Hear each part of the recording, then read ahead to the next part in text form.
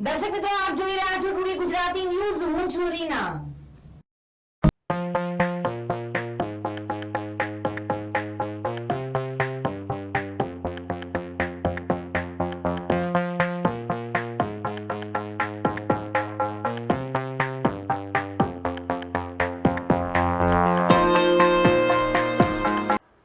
બનાસકાંઠામાં ચક્રવાત બાદની નવી સ્થિતિમાં ટુડે ન્યૂઝ ચેનલનો દર્શકોને વાવાઝોડા નુકસાનનો ગ્રાઉન્ડ રિપોર્ટમાં મુખ્ય હાઈવે પર પાણી ભરાતા બદલાઈની નવી સ્થિતિમાં જિલ્લા કલેક્ટરના જાહેરનામામાંથી પાલનપુરથી આબુ રોડ જતા હાઈવેને ડાયવર્ઝન અપાયું છે.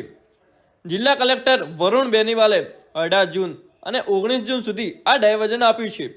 આ રોડ ઉપર એક અંદાજ મુજબ નિત્ય 50,000થી વધુ વાહનો આવન જાવન કરતા હોય છે. બીપોજો વાવાઝોડાએ જિલ્લા મુખ્યાલય પાલનપુર આબુ રોડ મુખ્ય હાઈવેને ક્ષતિગ્રસ્ત કરતા છેલ્લા ગઈકાલ મોડી સાંજથી અત્યાર સુધી પાલનપુરથી રાજસ્થાન જતા અને રાજસ્થાનથી પાલનપુર આવતા તમામ વાહનોને ચક્કાજામ સ્થિતિથી બચાવવા જિલ્લા કલેક્ટર વરુણ બેનીવાલના જાહેરનામા બાદ પોલીસે ચંડોસાથી વાઘરોલ વાયા ચંડીસરથી પાલનપુરનું ડાયવર્ઝન આપેલ છે.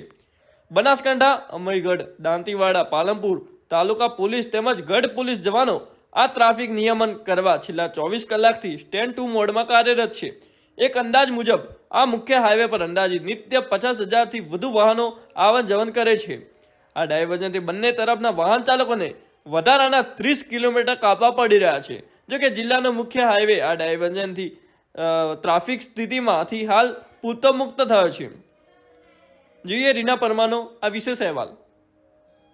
બિપોરજોય વાવાઝોડાની ભારે અસર વર્તાઈ રહી છે. બનાસકાંઠા જિલ્લામાં બિપોરજોય વાવાઝોડાએ ખૂબ જ તબાહી મચાયેલી જોવા મળી રહી છે. ત્યારે અમદાવાદ હાઈવે પર મોટા ખાડા એટલે કે વાહન વ્યવહાર ઠપ થઈ ગયો હતો. પોલીસની સરાહનીય કામગીરી સામે આવી છે.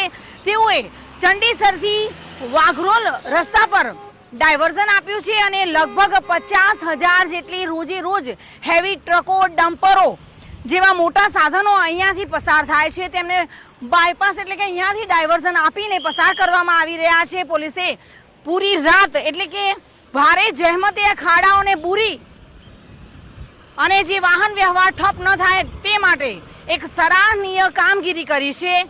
એટલે કે વાહન ચાલકોને કોઈ પણ જાતની અગવડતા ન પડે તેની પૂરેપૂરી તકેદારી રાખવામાં આવી છે. તેના પર ટુડે ન્યૂઝ બનાસકાંઠા. તો દર્શક મિત્રો, આટલા સમાચાર આપના અભિપ્રાય અમને કોમેન્ટ બોક્સમાં જરૂરથી જણાવશો. નમસ્કાર.